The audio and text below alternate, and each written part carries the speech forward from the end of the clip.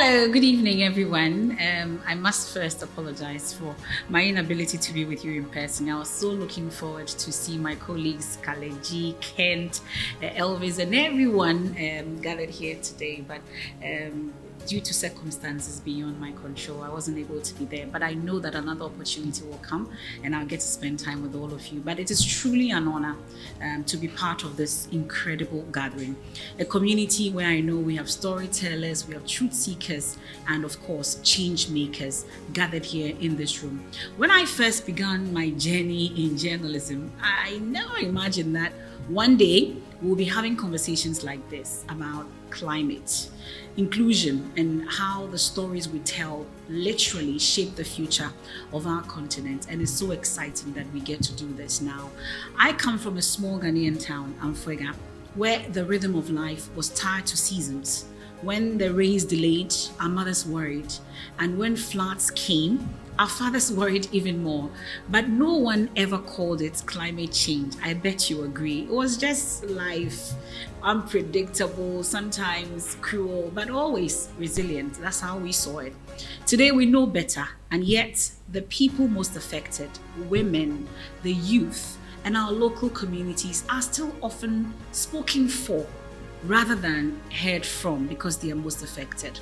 Now, inclusive storytelling begins when we change who gets to speak and whose stories we choose to center on.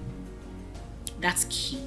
But for too long, climate journalism in Africa has been framed around data, around disaster, and decisions made far from the people they affect. But the heart of climate change beats in our communities, in the women, as the women farmers whose crops no longer yield, the fishermen watching the shoreline disappear. In fact, sometimes they just catch plastic, or the young coder in Tamale designing an app to track rainfall patterns. Well, as journalists, communicators, and creators, we have a sacred duty, not just to report what is, but to reimagine what could be. That's where inclusive storytelling becomes a form of justice. Really, that's the situation. I have spent close to 2 decades or more telling stories from the newsrooms. I always say it's breaking the news, to national projects that use technology to actually bridge Ghana's digital divide, which we do now. And I've seen firsthand that when we hand the microphone to the people on the margins, the story changes. And so does the outcomes as well. That's really the situation. I must say also that if women, young people, and local communities are not part of the climate story, then we are only telling half of it. And that's really the situation. So this is what for me is the call to action that we need to look at. How do we actually make storytelling more inclusive? I'd say we start local. That's every climate story has a village, and it begins there. As journalists, as communicators, we need to find the human face behind the data, not just data. People are not just data. We need to find the human face to it. Secondly, I feel we need to use digital tools responsibly. And I'm glad we have social media. We call them new media people now. We have the bloggers, we have all of us gathered in this room, social media people, podcasts, media storytelling, amongst others. We use this powerful tool to do a lot of things, but let's use them to elevate the voices, not just amplify the noise. Now, 3, we need to collaborate.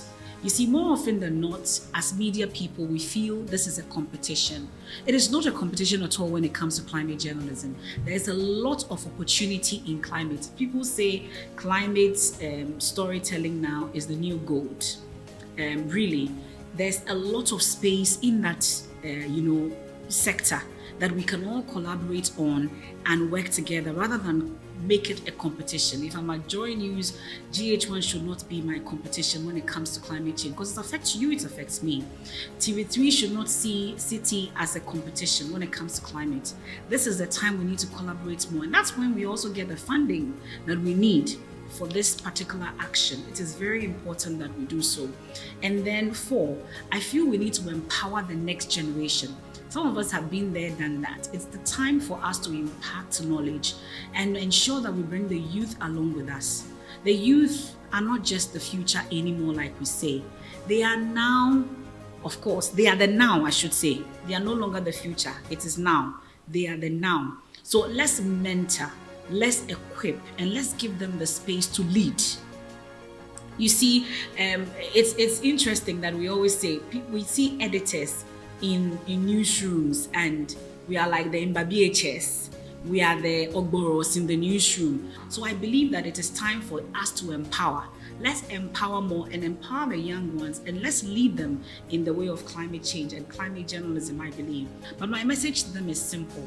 Your story is powerful because it is yours. It's nobody's story but yours. And climate change is not just an environmental crisis. It's a storytelling crisis. And if we get the story right, inclusive, human, and hopeful, Africa won't just adapt to the future. We will actually define it. So let's make our microphones, let's use it as a bridge. Let's make our stories the mirrors as well. And let's tell the kind of truth that doesn't just inform, but actually transforms. I said earlier that some of you will think you do not have the platform. But isn't that why we now have social media? Now we have citizen journalists all over the place. Wherever you go now, I think the stories are now breaking on social media than it's actually breaking on TV and on radio.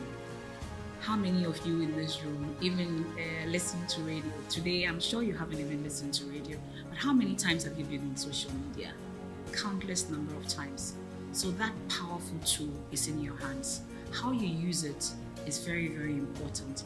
And climate change should be at the forefront of everything you do. So ladies and gentlemen, I'll leave it here for now. And once again, I must apologize for not being in the room because I was hoping to be part of this discourse, to be able to take your questions and interact with you as well. I'm available anytime so we can interact more and engage. Thank you so much once again to the organizers and all those who put this together. It's such a privilege to be part of this discussion. Thank you so much. I am Emefa Apawu. I don't get to say this these days, but I'm getting to say it now. I am Emefa Apawu, and see you. Thank you so much.